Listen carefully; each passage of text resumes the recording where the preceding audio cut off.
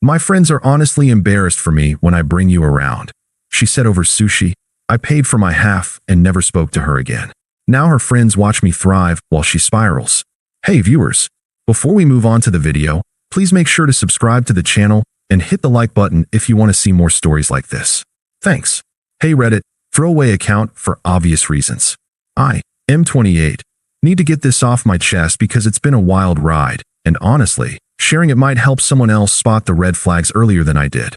This all went down about a year ago, but the updates keep coming, and it's turned into one of those stories where life just balances the scales. Let me set the scene. Emily and I had been together for 3 years.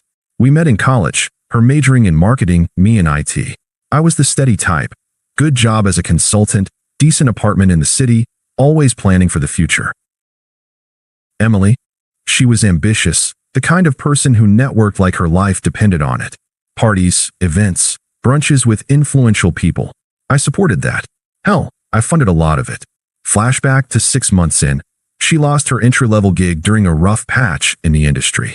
I covered her rent, paid for her online courses to upskill, even skipped a promotion at my company that would have meant relocating because she said, "Babe, I need you here to build my career." I thought we were a team.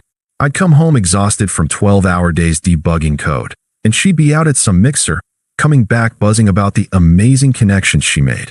I never complained.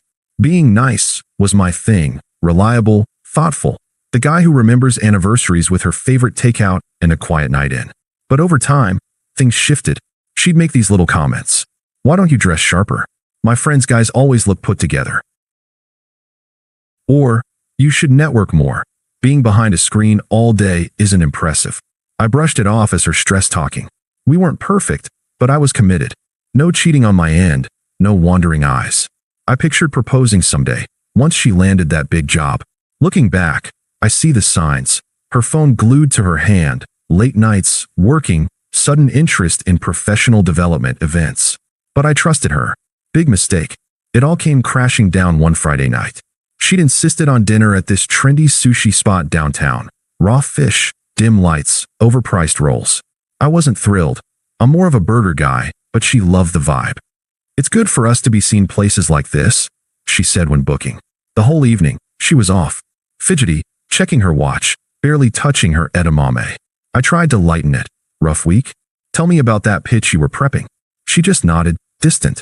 Finally, after the waiter dropped the California rolls, she set down her chopsticks and looked at me with this pitying smile. That's when she dropped the bomb. "Can I be honest, Alex?" she started, her voice all casual, like we were discussing the weather. "This has been weighing on me, and I think it's time we talk about it." I paused mid-bite, soy sauce dripping. "Sure, what's up?" She leaned in, eyes flicking around the room as if checking for eavesdroppers. "My friends, they're honestly embarrassed for me when I bring you around.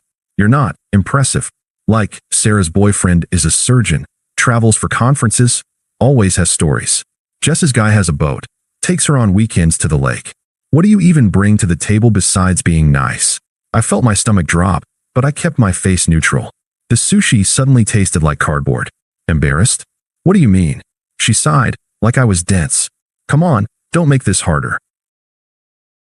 You're sweet, Alex, but in our circle, it's about status, networking, ambition. You sit at home coding while I'm out building something real.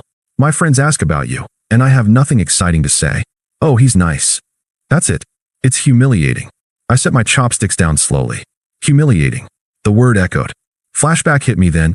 Last month, her birthday party at that rooftop bar.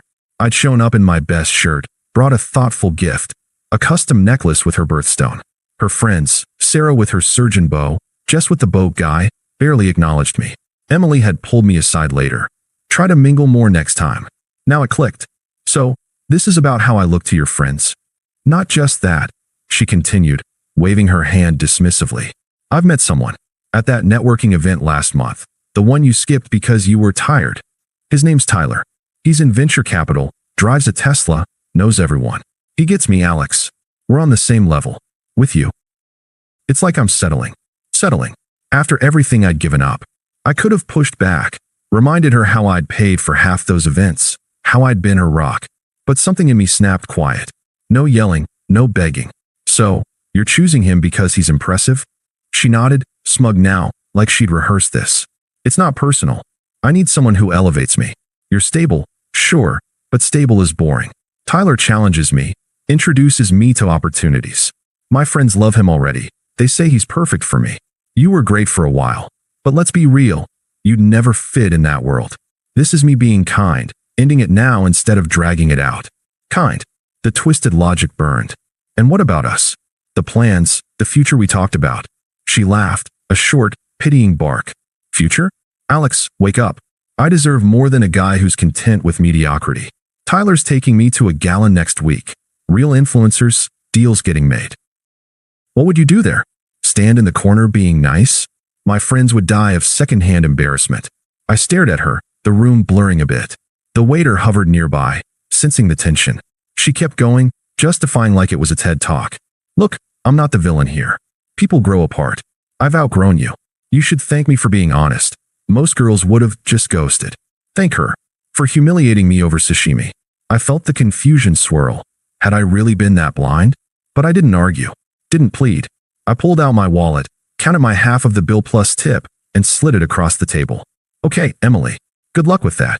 Her eyes widened, like she expected drama. That's it. No fight. What would be the point? I stood, coat in hand. Enjoy the rest of your night. I walked out into the cool air, heart pounding but steps steady. No looking back. That was the last time I spoke to her, for months anyway. The drive home was silent. No radio, just my thoughts racing. Why me? I'd been loyal, supportive. Flashback? Our second anniversary, I'd surprised her with a weekend getaway she'd hinted at. She gushed then, called me her rock. Now, rock equaled boring. The unfairness hit hard that night. I got home, poured a drink, and sat in the dark. Confusion turned to ache. Had I wasted 3 years? But I didn't text her. Didn't call friends to vent. Just breathed through it, letting the silence settle. The next few weeks were rough, but I didn't spiral. No drunken posts, no revenge plots. I detached. Blocked her on everything. Phone, socials, email. Changed my locks, just in case. Then, I turned inward. Work had always been my anchor, so I doubled down. That promotion I'd skipped for her?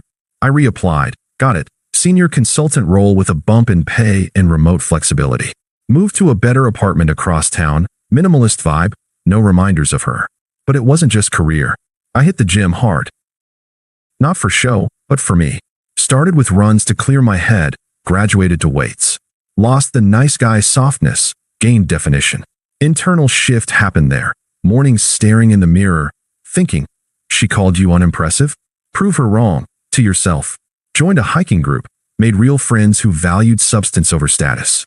One guy, Mike, became a workout buddy. We'd grab coffee after, talk life without the superficial crap. Dating? Not right away. I sat with the betrayal first, the confusion fading into clarity. Why chase validation from someone who measured worth by boats and jobs? Flashback stung. Times I'd skip guys' nights to help her prep for interviews, only for her to mock my stability. It hurt, but it fueled me. Started a side hustle, freelance coding for startups. Turned out, I was damn good at it. Landed a client who paid triple my hourly rate. Bank account grew, so did my confidence. Months in, I met Mia at a tech meetup, not a flashy networking thing, but a genuine workshop. She's a graphic designer, kind without agenda. We clicked over shared laughs about bad coffee. No comparisons, no embarrassment. Our first date, simple picnic in the park. She said, I like how grounded you are. Grounded, not boring. That word healed something. Social media? I kept it low-key, posting hikes, project wins. Didn't tag locations, but mutuals saw. Her old circle, Sarah, Jess, started liking my stuff. Weird at first, but I ignored it. Life was building. Traveled solo to the mountains, read books on self-growth. The silence from that betrayal night, it became my power. I wasn't just surviving, I was free, clear-headed, emotionally untethered. Her words echoed less each day, replaced by my own. You're enough. That's when karma started rolling in, slow at first, like whispers from mutuals, then full force. I didn't seek it out. It just found its way to me through the grapevine. About 4 months post-breakup, Chris, our one shared friend who stayed neutral, mentioned over beers that Emily had gone all in with Tyler. Dude, she's posting him everywhere. Gala pics, weekend getaways. Looks flashy. I nodded, uninterested. Good for her. But inside, I wondered how long the facade would hold. Turns out, Not long. Tyler, the venture capital wizard, was a house of cards. From what pieced together later, via Chris and a couple stray likes on my posts from her circle, Tyler's success was smoke and mirrors. Fake LinkedIn creds, exaggerated deals, real mountains of debt from bad investments. He'd charmed Emily at that networking event, dangling promises of introductions and joint ventures. She bid hard, introducing him to her friends, even quitting her stable marketing job for a startup he claimed to run. Sarah and Jess ate it up at first. Emily's killing it with this power couple vibe, but cracks showed quick. Tyler started borrowing from her, small at first, just until this deal closes. Then bigger, her credit card for business trips. She covered his rent when his investors ghosted. Flashback to our time. I'd bailed her out before, but never like this.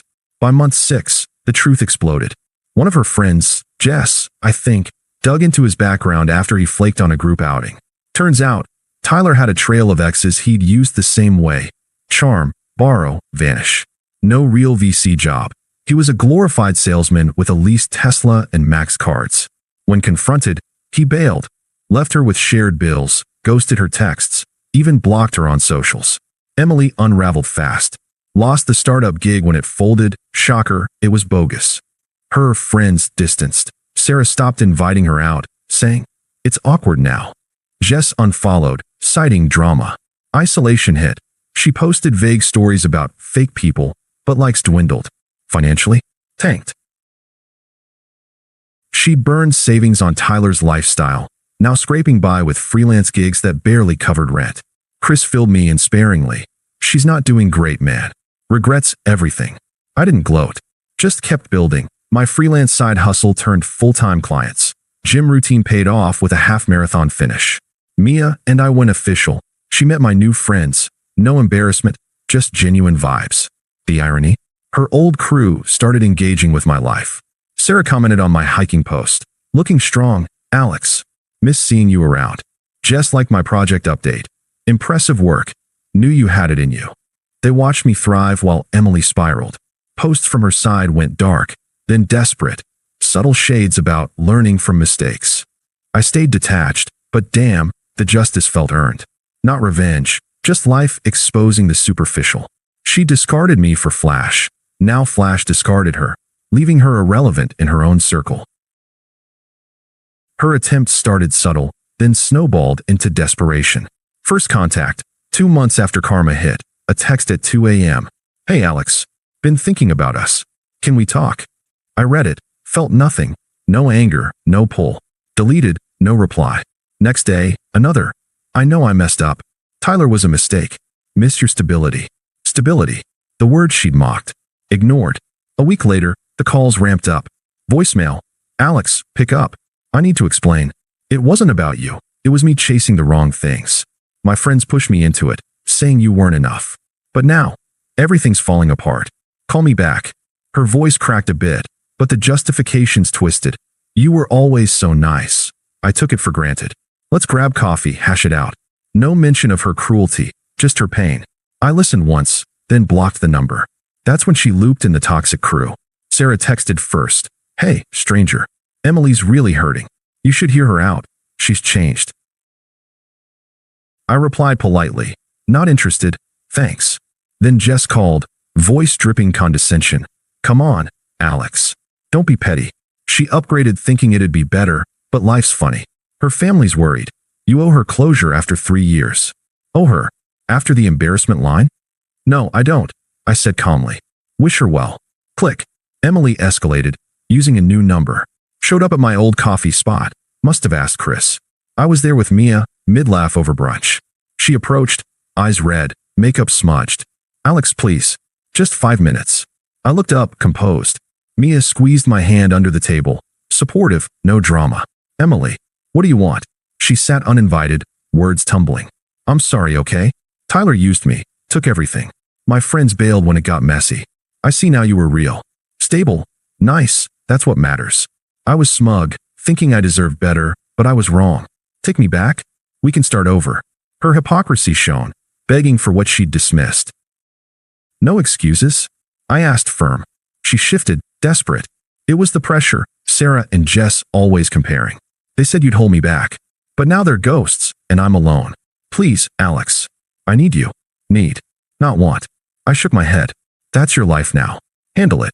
Anger flashed, true colors. How can you be so cold? After I gave you 3 years? You're nothing without me.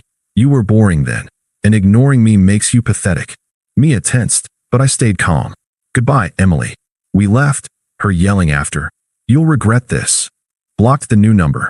Friends, please turn nasty. Sarah's last text. You're an asshole for ghosting her in her low. Deleted.